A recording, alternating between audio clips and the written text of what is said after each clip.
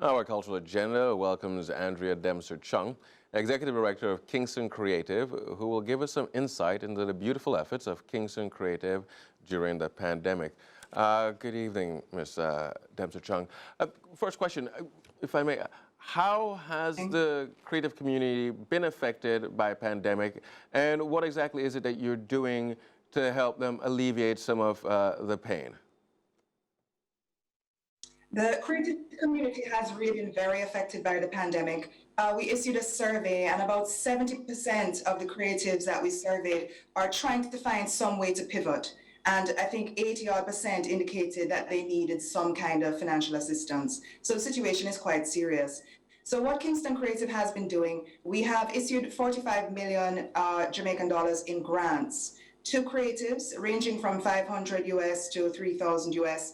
And that has been across the Caribbean, not just in Jamaica. And these emergency relief grants are really, they're very needed, but they're just a drop in the bucket, as you can imagine. So we've also been working with the government to encourage them to give some support measures for creatives as well, to help us to drive that post-pandemic response. I mean, as soon as, you know, the COVID is over and people are able to come, we want all of our major festivals and parties and everything to be ready to pick right back up where they left off.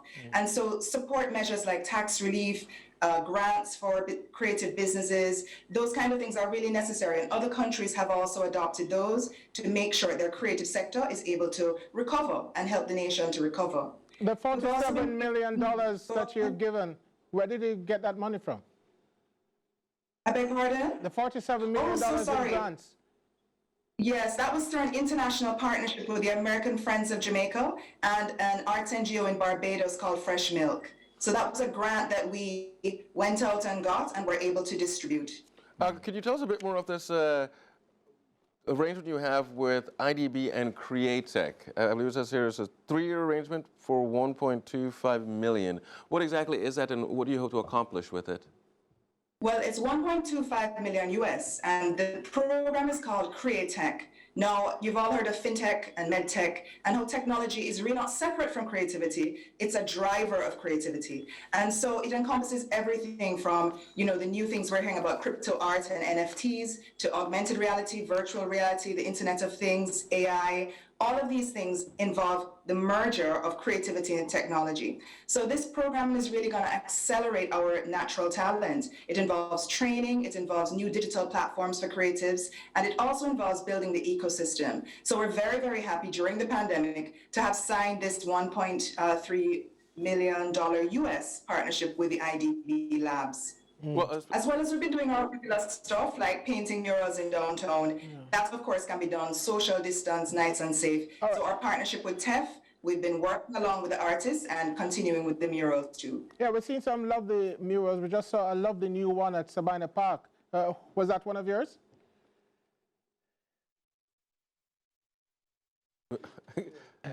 No, this was actually done by a Mexican artist called Irving Cano, who came in and did that wonderful one at Sabina Park. So I believe it was the ministry and the Kingston KSAC that partnered to get that mural done, and it's absolutely awesome. We're so happy to see all of these different murals popping up all over downtown. We envision downtown as an arts district, and so the more murals, the better. The more sculpture, the better. And we've created so many new things. So I think, you know, after COVID, when people reemerge and come back downtown for the art walk, there's so much more beauty to see. Well, speaking of, you mentioned building an ecosystem, and of course, for that, you need to have a good, solid bench, which, of course, requires education from the earliest possible.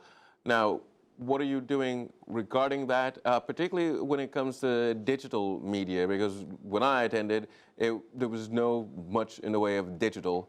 It was mostly just the traditional chalks, gouache, oil, etc. So how are you approaching the younger generation, and how are you incorporating the digital end of things?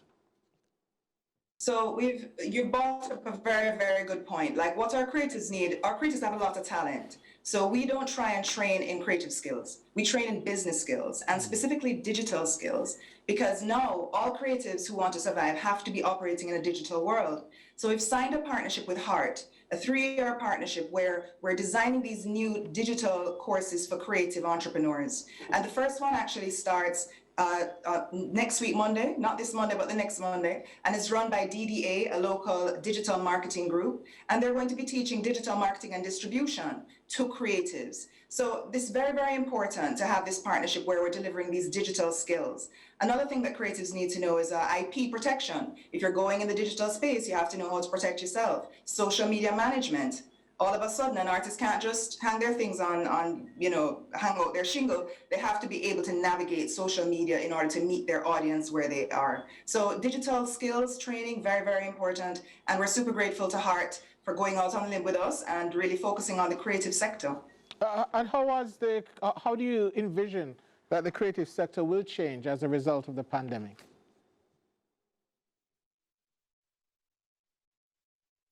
Well, there's definitely this shift towards digital, right? Which is, something that we should have done before. In a way, everything has a silver lining, right? And this has forced us all to make sure you have your website, make sure you're understanding, you're registering all of your stuff, make sure that you're understanding how to be out there in that space. A lot of us didn't know about e-commerce, weren't bothered about it because we could have gone to the fairs on the weekend, right? And met your customer face to face.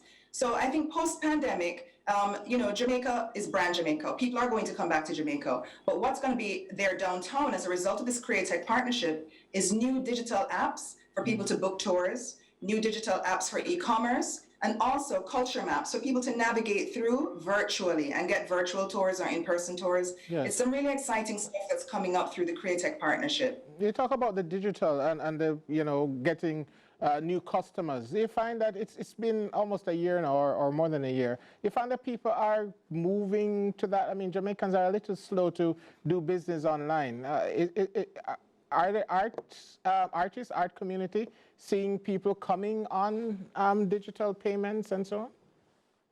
Absolutely. And it's out of necessity. A lot of people who wouldn't have bought groceries online a few years ago are doing so now. A lot of people who wouldn't have ordered online, they're on ends. So it's no different in the creative community. People are interacting with artists. There are online auctions, there are virtual exhibitions. A lot is really going on in the virtual space. And of course, we're not just talking about visual artists. We're talking about our dancers who are now giving dance classes online. We're talking about our writers who are doing book launches online. So all different forms of of course, our filmmakers were already online, our animators were already in the digital space, but all different forms of the arts are adopting technology in what they're doing. And we believe that this is something that we needed to do, something that's gonna take Jamaican talent to the forefront of where the world is. And it's also going to grow our audience. Before, just us 3 million people were able to see you, but now the whole world can see you. So there are advantages to going online if you know how to do it correctly. Well, before we let you go, I'm reading here and I can see that in addition to the grants and the government, you do have some corporate partners. My question to you is this. What exactly, is it just a check or is it a more immersive, holistic relationship with your corporate partners? No, our partners tend to get very involved with us in terms of what we're doing. A lot of corporates, really truly believe in the arts. One partner, for example, is Fletcher Gordon. They are actually going to be presenting we have a Creative Networking Meetup next week, Friday the 23rd at 5 p.m.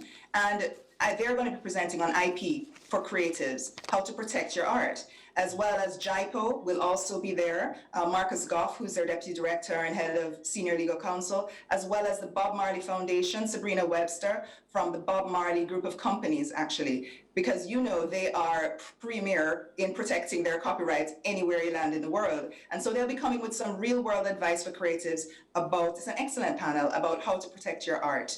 So another partner that will be there as well is the JBDC. Can't leave them out. Colin Porter from the JBDC will be there. He teaches product design at Edna Manley, as well as he runs, a certain entrepreneurship arm of the JBDC. So our partners are very involved, and we're all really on mission. We believe in the creative economy. It's $84.1 billion at last estimate, and we really know that this sector needs to recover if Jamaica is going to recover. So we're all behind it and pushing in the same direction.